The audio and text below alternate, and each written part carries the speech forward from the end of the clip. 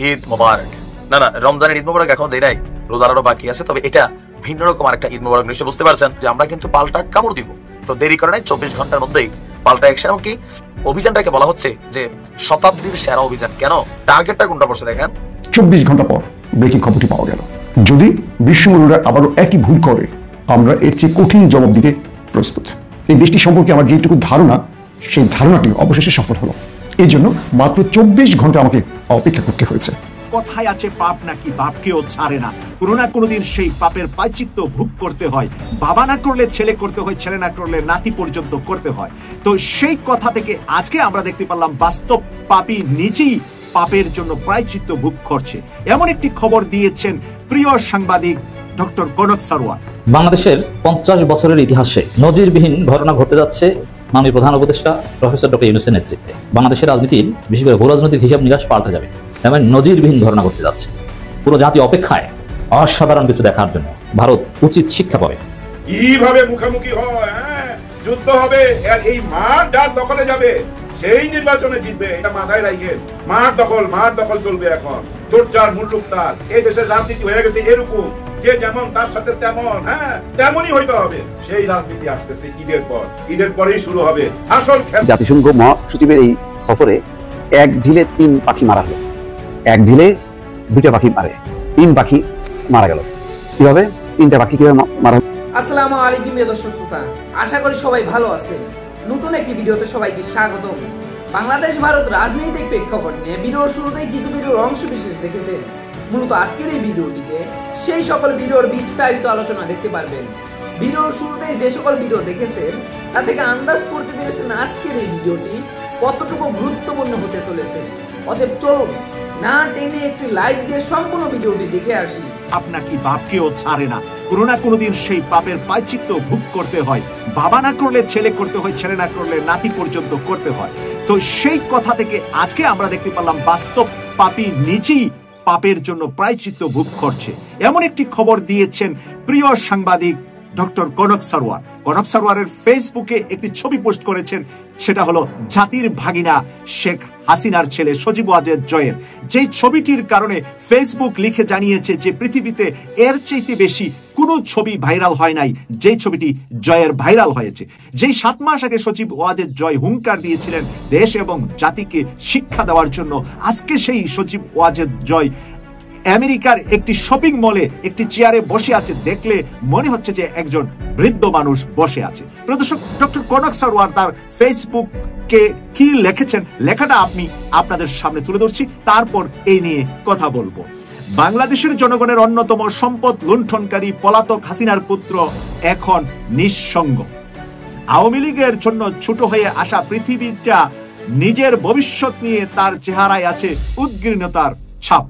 মাত্র 221 দিনে আগেও যে উষ্ণপূর্ণ জীবন ও হম্বিতম্বি সব শেষ। 7 মাসে তার বয়স এক ধাক্কায় যেন 7 বছর বেড়ে গিয়েছে। ওয়াশিংটন ডিসির ভার্জিনিয়ার ডালাস শপিং সেন্টারের মলের ভিতরে আজ বিকেলের ছবি।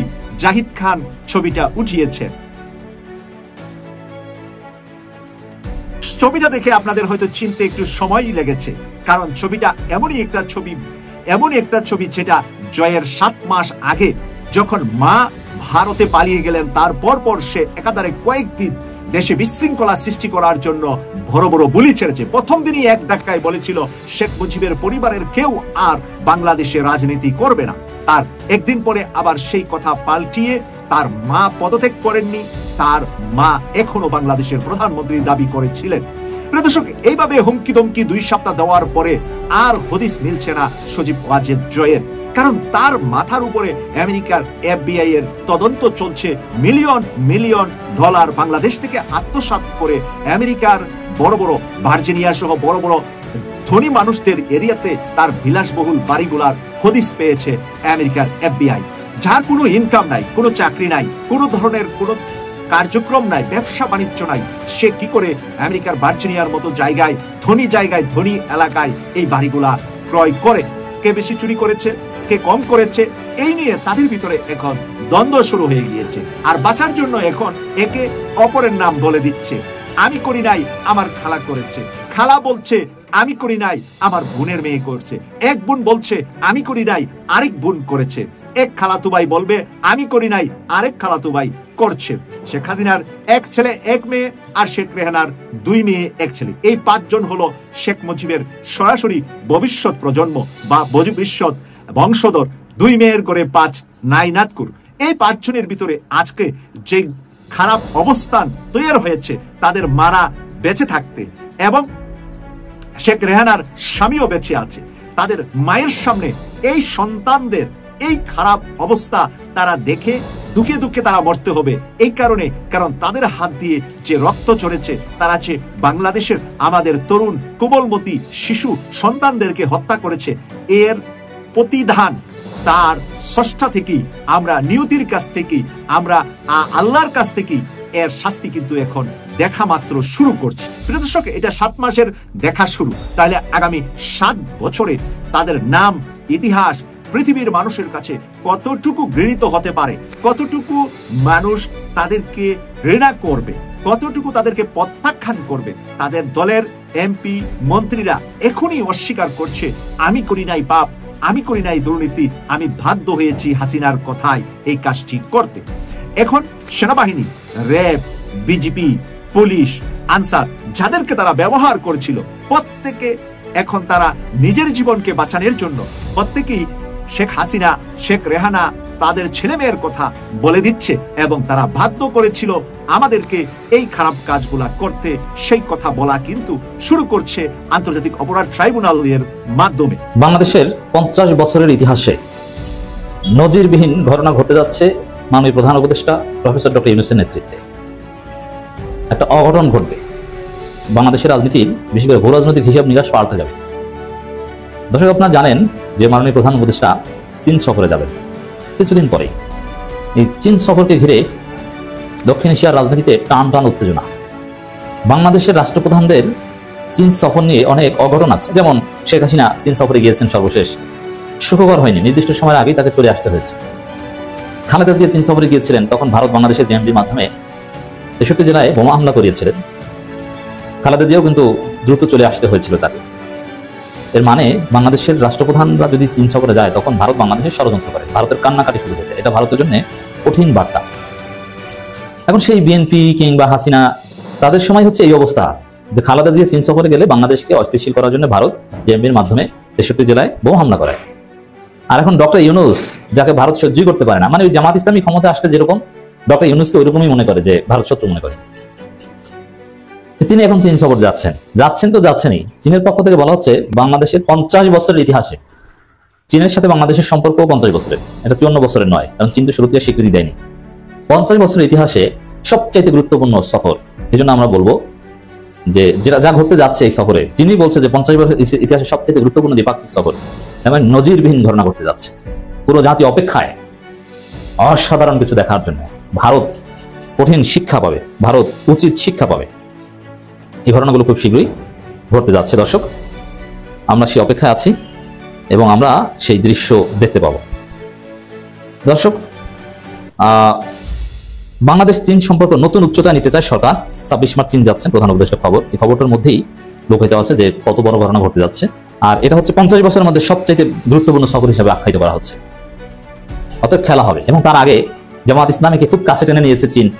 বাংলাদেশের বিভিন্ন মতাদর্শের রাজনৈতিক নেতাদের, এমনকি তরুণদের, অরাজনৈতিক অনেককে চীন ডেকে নিয়ে ট্রেনিং দিয়েছে।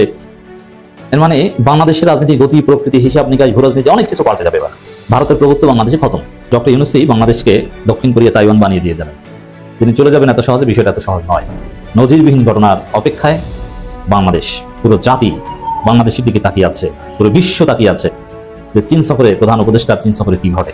আমাদের দর্শক মন্ডলী অনেকে হয়তো বা এই ফরেন পলিসির জটিল আলোচনা এগুলো বুঝে না, যে চীন সফরে কি এমন যে বাংলাদেশের ভূ রাজনীতি, গতি, প্রকৃতি, হিসাব নিকাশ পাল্টে যাবে, পুরো বিশ্বের দৃষ্টি এখন বাংলাদেশের দিকে। হ্যাঁ, এই চীন সফর আমি সহজভাবে বলি, এটা শুধু টাকা পয়সা, ব্যবসা বাণিজ্য এগুলোর সাথে সম্পর্ক না, ভারতকে সাহায্য করার সাথে সম্পর্কিত। আর আরো বিষয় হচ্ছে ডক্টর ইউনূস কতদিন ক্ষমতায় থাকবেন, এটার সাথে ভেরি মাচ রিলেটেড, যেটা কেউ বলবে না। ডক্টর ইউনূস প্রয়োজনীয় সময় পর্যন্ত ক্ষমতায় থাকবেন, সেটাও এই সফরের মধ্য দিয়ে প্রমাণিত হবে। জাতিসংঘ মহাসচিবের এই সফরে এক ঢিলে 3 পাখি মারা হলো। এক ঢিলে 2টা পাখি মারে, 3 পাখি মারা গেল। কিভাবে 3টা পাখি কিভাবে মারা হলো, 3টা কার্য উদ্ধার হলো। জাতিসংঘ মহাসচিব আন্তোনিও গুতেরেসের ঢাকা সফরে এক ঢিলে 3 পাখি মেরেছে অন্তর্বর্তী সরকার। চিন্তা করছেন, এক ঢিলে 3 পাখি মারছে।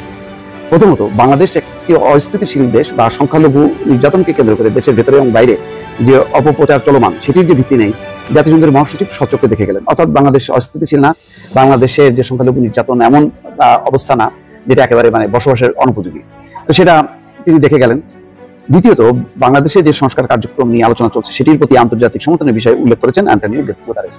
এটা দিয়ে আভ্যন্তরীণভাবে রাজনৈতিক দলগুলোকে জানানো হলো, দেখো জাতিসংঘের মতো প্রতিষ্ঠান তারা কিন্তু সমর্থন দিয়ে গেছে, ফলে সংস্কার লাগবে, সংস্কার ছাড়া নির্বাচন হবে না। এটাও একটা রাজনৈতিক একটা ফায়দা বা সুবিধা সরকার পাইল।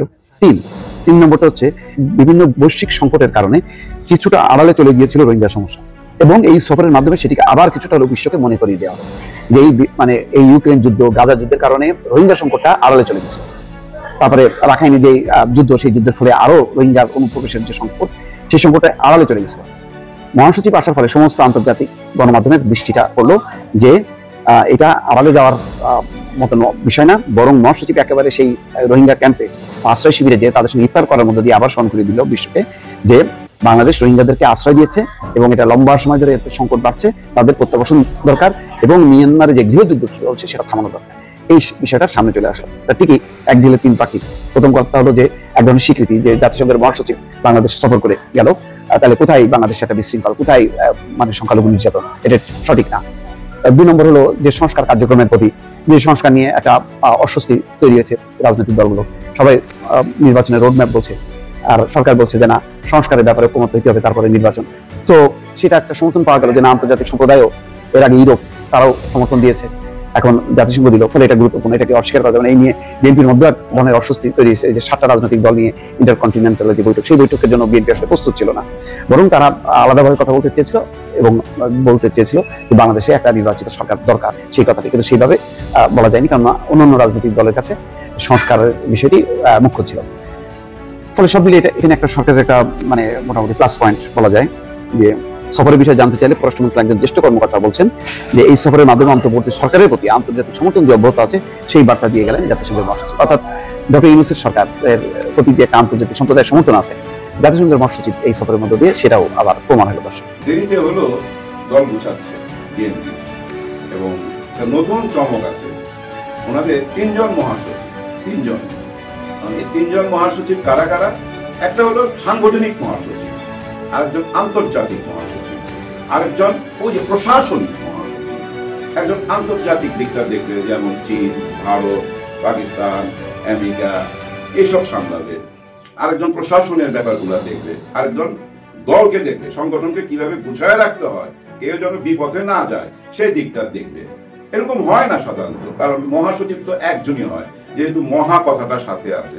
এখানে 3 জন, অসুবিধা নাই, দেশটা ছোট হলে কি হবে, দেশের মানুষ তো 18 কোটি, আর বিএনপিরও তো সমর্থক কম না, অনেক অনেক, তারা আগে ক্ষমতায় ছিল, কিন্তু গত 7 মাসে হয়তো অনেকে মাইন্ড চেঞ্জ হয়ে গেছে, গত 7 মাসের কার্যকলাপ ভালো ছিল না, এটা ওনারাও বুঝতে পারছে। এবং বুঝতে পারে কিন্তু আরেকটা ঘোষণা আসতে যাচ্ছে, আমি আবার যেগুলো বলতেছি এগুলো কিন্তু অফিসিয়াল না, ওনাদের মধ্যে যে আলাপগুলো হয়েছে সেটা আমি বলতেছি। আরেকটা যেটা আসতে যাচ্ছে যে নির্বাচনের পরে কাকে কাকে মন্ত্রিত্ব দেওয়া হবে, এই দিকটা তুলে ধরছে বর্তমান ভারপ্রাপ্ত চেয়ারম্যান তারেক রহমান। হ্যাঁ, তারেক রহমান বলছে যে আমরা সেদিকটা খেয়াল রাখবো, দলের জন্য কে কি অবদান রাখতেছে, এবং গত 7 মাস কিন্তু উনি নজর রাখছে, যারা চাঁদাবাজি করছে, যারা অপকর্ম করছে, তাদেরকে উনি নির্বাচনে আনবেন না, মানে এমপি হওয়ার সুযোগ দিবেন না। হ্যাঁ, সে যেই হোক না কেন, এরকম একটা কথা বলছে, এটা খুবই ভালো। এখন কিন্তু একটা ভয় কাজ করবে অনেকের মধ্যে যে বাপরে বাপ, আমাদের তো এমপি হওয়ার সুযোগ দিবে না বা দলের কোনো স্থানে জায়গা দিবে না যদি আমি চাঁদাবাজি করি। কিন্তু যারা চাঁদাবাজি অলরেডি কইরা ফেলাইছে তাদেরকেও কিন্তু উনি নজরে আছে, তাদেরকেও বলছে সুযোগ দেওয়া হবে না। কিন্তু এর মধ্যে তো অনেকে পইরা যায়। হ্যাঁ, আমি কিন্তু একটা ভিডিও দেখছি নোয়াখালীর যে এলি সাহেব আছে না, উনি কিন্তু ওনার দলের ভিতরে কথাবার্তা বলতেছিল চাঁদা নিয়ে করে। আবার ধরো এদের উপরে তো অনেক চাঁদাবাদিও হয়, হ্যাঁ, এদের উপরে চাঁদাবাদিও হয়। হ্যাঁ, এখন এগুলো কৌশলে কাজ করতে হবে, কারণ অপারেটরও মানে আমাদের জন্য বদনাম না হয়, এবং তারা একটু চাঁদাবাদি করে এগুলোকে। আমি আশা করি সম্পূর্ণ ভিডিওটি দেখেছেন এবং বাংলাদেশ ভারতের রাজনৈতিক প্রেক্ষাপট নিয়ে আপনার কি মতামত অবশ্যই কমেন্ট বক্সে জানিয়ে যাবেন। ভিডিওটি ভালো লেগে থাকলে শেয়ার করতে ভুলবেন না। আমাদের এই চ্যানেলে নতুন হয়ে থাকলে চ্যানেলটি সাবস্ক্রাইব করে চ্যানেলের পাশে থাকবেন। আর যারা ইতিমধ্যে চ্যানেলটি সাবস্ক্রাইব করেছেন তাদেরকে অসংখ্য ধন্যবাদ। দেখা হবে নতুন কোনো ভিডিও নিয়ে, ততক্ষণ সবাই সুস্থ থাকবেন। আল্লাহ হাফেজ।